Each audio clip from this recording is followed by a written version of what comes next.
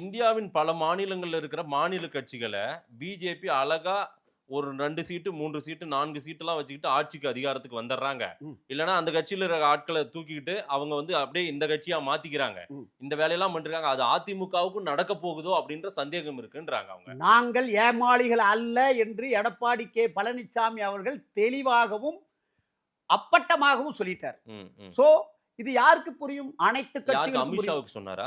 இல்ல நாங்க பொதுவா நீங்க கேட்ட ஏன் கேள்விக்கு பதில் அதெல்லாம் சொன்னோம். சொல்லணும்? ஏன் நீங்க ஒரு கேட்டீங்கல்ல. சார் ஒரு இப்போ தமிழ்நாட்டை அதிக முறை ஆண்ட சரி. கட்சியினுடைய தலைவர் எடப்பாடி. நான் வந்து சரிங்களா? உங்களுக்கு பதில் பேச சொன்னேன்.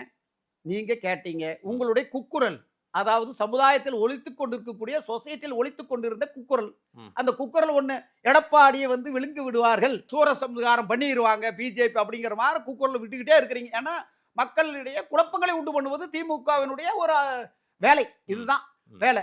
அந்த வேலைக்கு ஒரே பதில சொன்னாரு. ம். இது இந்த பதில்ல எக்கச்சக்கமான பதில்கள் இருக்கிறது. ம். ஏன் 1 2 அர்த்தங்கள் இருக்கிறது. நாங்கள் ஏமாளிகள் அல்ல.